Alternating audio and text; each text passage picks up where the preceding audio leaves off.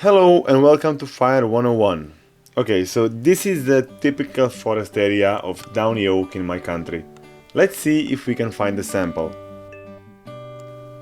There we go.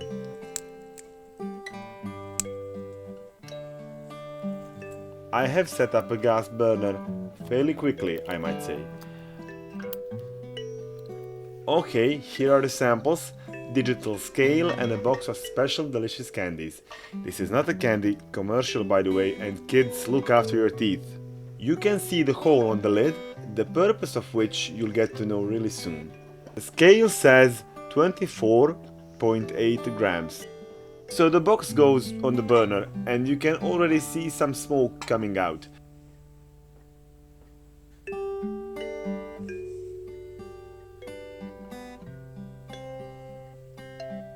The smoke has started to pile up. This should by a large amount be water vapor, and keep in mind that although it's winter, live plants have decent amount of moisture in them. I'm testing the smoke with the lighter, reason of which will be clear in just a moment, but this is taking forever, let's speed it up a bit. So basically what is going on is that the wood inside is getting heated by the gas burner, but cannot be set on fire because there is no oxygen. This is still, however, mostly water vapor, which is non-flammable, but already a scent of heated wood can be felt. Since you probably know that water boils or evaporates at around 100 degrees Celsius, can you guess what will happen after all the water evaporates from the wood? And voila, we built fire. The chemistry of this flammable gas is too complex even for this video. It would suffice to say that it's a combination of complex hydrocarbons, hydrogen gas, carbon monoxide, etc., which is released from the wood at temperatures between 200 and 350 degrees Celsius. I read somewhere that this gas can actually be used as a natural gas or as a vehicle fuel, but it would probably need some refinement. Bright reddish color means that a lot of carbon is being left unburned. Also not visible on camera, a deposition of carbon molecules, black aerosol above the fire, can be seen. This burning process is obviously far from ideal. The fire is burning quite well, only from those couple of twigs. At this point, I'd like to comment on energy of the fire. You can probably guess that initially much more energy was needed to evaporate all the water and to break down complex molecules and evaporate oils.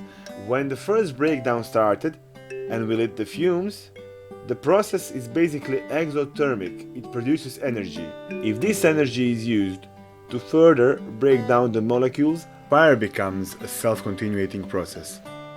This is actually the limiting factor in fire temperature, which prevents the process from reaching high or highish temperatures. That's why when steel is melted, around 1500 degrees Celsius, a refined coal or coke is used.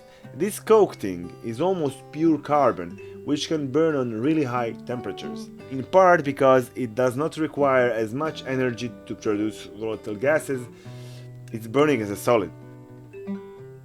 Fire is slowly fading away, which means almost all of the volatile compounds evaporated.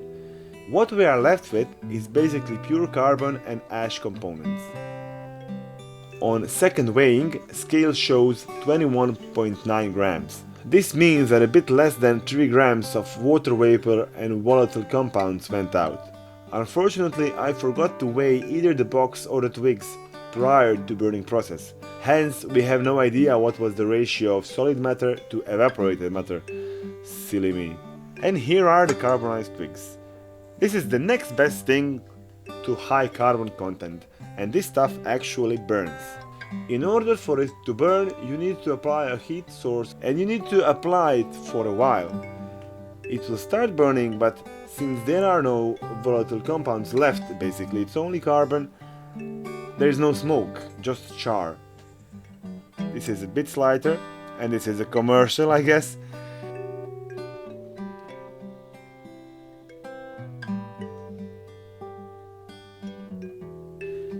The white-gray thing that you see, that is ash. And okay, let's apply some good old lung power to fire this up a bit.